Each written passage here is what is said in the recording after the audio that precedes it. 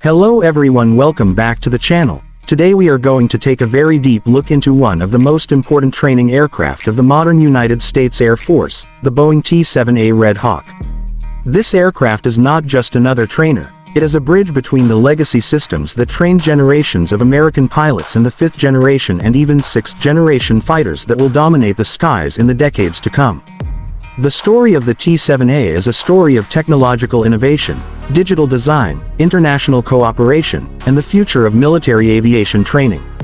To really understand what makes the T-7A so special, we need to go back and explore why the United States Air Force felt such a strong need for a new trainer, how Boeing and Saab came together to answer that need, and why this sleek jet with its red tail carries so much symbolic meaning. For decades, the T-38 Talon served as the primary advanced jet trainer for the United States.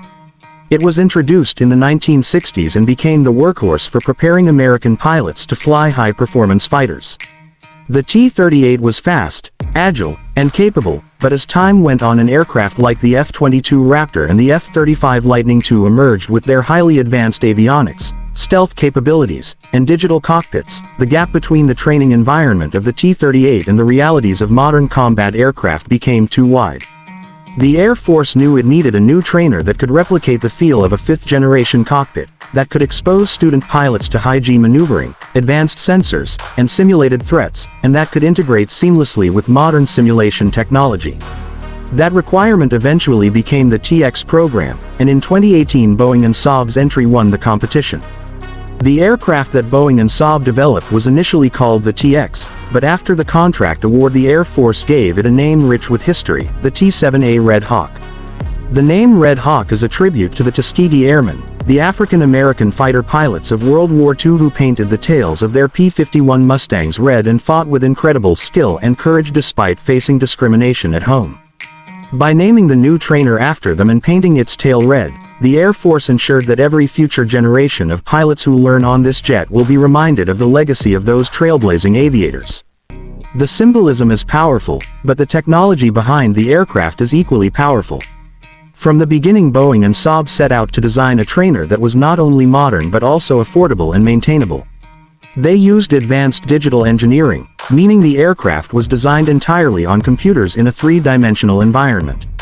This approach cut down on errors, reduced the time from design to production, and allowed for virtual testing before physical prototypes were even built. In fact, one of the striking achievements of the T-7 program is how quickly Boeing and Saab were able to go from concept to flying prototype. The T-7A is a twin-seat, single-engine, supersonic jet trainer.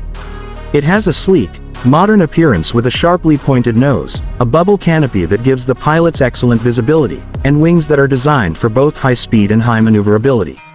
The aircraft is powered by the General Electric F404 engine, a proven and reliable turbofan that provides a strong thrust-to-weight ratio, allowing the T-7 to reach speeds just past Mach 1 and to operate at altitudes over 50,000 feet. The designers wanted the aircraft to be able to mimic the performance envelope of modern fighters without the extreme costs, and in that they succeeded. Student pilots flying the T-7A can experience high angle of attack maneuvering, rapid rolls, quick climbs, and sharp turns, all of which prepare them for the sensations and demands of flying fighters like the F-35. But what really sets the T-7A apart from older trainers is the cockpit. Instead of the analog gauges and small displays of the T-38 era, the Red Hawk has a fully digital glass cockpit with large area displays, similar to those found in the F-22 and F-35. This means that student pilots are already being trained in an environment that looks and feels like a 5th-generation aircraft. They can practice using touchscreens, digital interfaces, and mission systems that replicate what they will eventually use in combat aircraft. This reduces the learning curve dramatically when they transition from trainer to operational fighter. The avionics of the T-7 are built on an open architecture system, meaning upgrades and modifications can be done more easily as technology advances. The aircraft is essentially future-proof to evolve with the needs of the Air Force. Another key strength of the T-7 is its integration with live, virtual, and constructive training environments. This means that while a student pilot is flying the T-7 in the real world, they can also encounter simulated enemy aircraft, threats, and scenarios projected into their displays, merging reality with simulation. This capability allows for incredibly complex training scenarios without the cost of deploying real adversary aircraft. Imagine a young pilot in a T-7 dogfighting against a simulated enemy Su-35 or J-20, all within the safety and cost-effectiveness of a virtual environment. This level of integration is essential for preparing pilots for the high-tech battle spaces of the future. Safety has also been a major focus in the design. The T-7 is equipped with modern fly-by-wire controls that make the aircraft stable, responsive, and safe to fly, even in challenging maneuvers. It has advanced ejection seats that are rated 0-0, meaning they can safely eject the crew even if the aircraft is at 0 altitude and 0 speed, sitting on the runway. Redundant systems ensure that failures do not jeopardize the aircraft, and the maintainability of the design means fewer mistakes on the ground. Boeing has emphasized that the T-7 was designed with 80% fewer fasteners and many modular components compared to older trainers, which drastically reduces maintenance time and cost. Production of the T-7 is also a story of partnership. Boeing builds the aircraft in St. Louis, Missouri, but Saab has contributed significantly by producing key components, including the aft fuselage, from its facilities in Sweden and a new plant in West Lafayette, Indiana. This cooperation demonstrates not only the transatlantic nature of defense industry cooperation but also the efficiency of dividing labor across specialized facilities. The first aircraft rolled out quickly, and flight testing has been ongoing to validate its performance.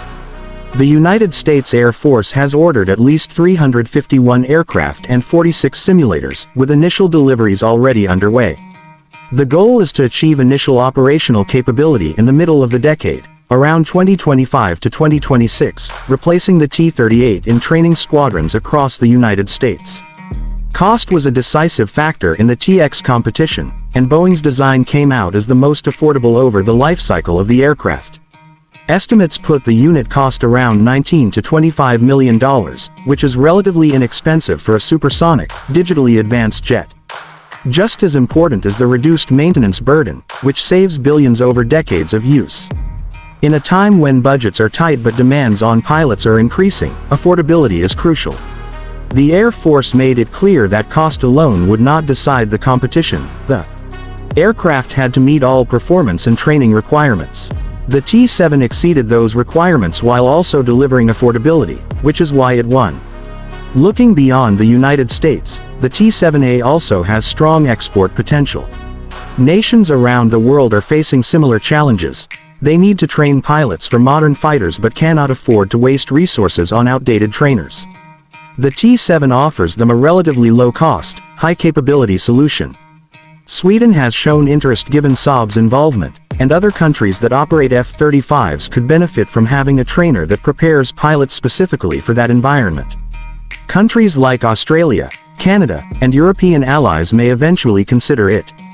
Boeing and Saab designed the T-7 with export in mind, ensuring it could meet different customer requirements.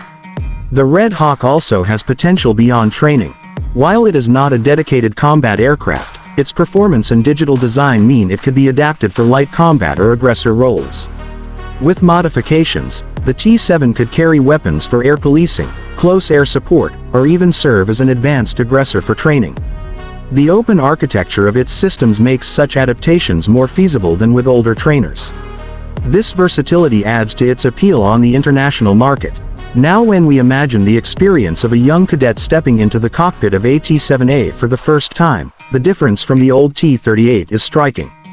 Instead of a cockpit filled with analog dials and a layout designed in the 1950s, they sit in a wide glass cockpit with large digital displays, touch interfaces, and information seamlessly integrated.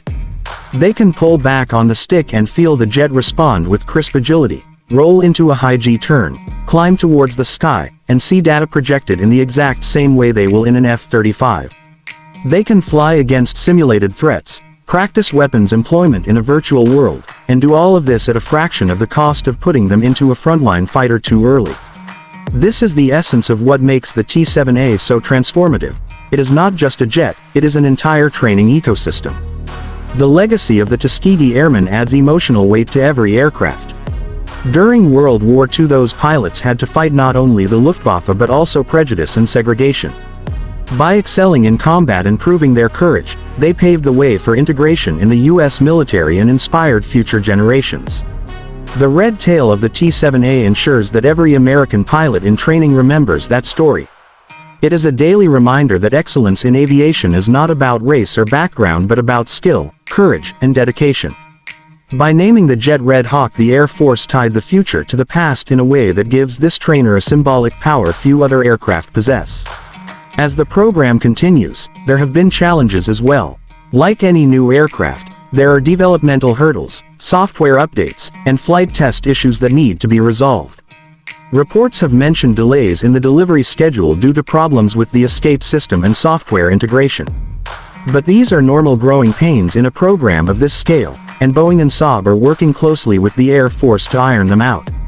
The benefits of digital design mean that fixes can be implemented more quickly and thoroughly than in past programs.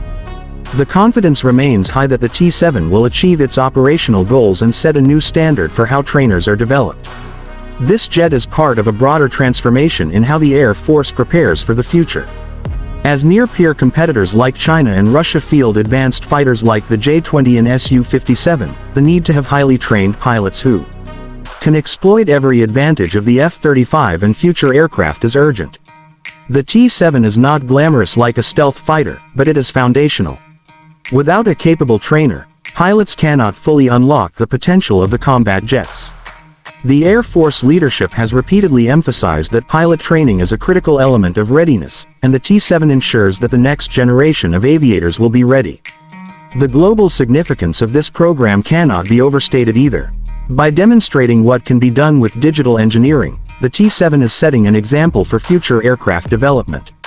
The speed, efficiency, and affordability achieved here are lessons that can be applied to other programs, both in military and civilian aerospace.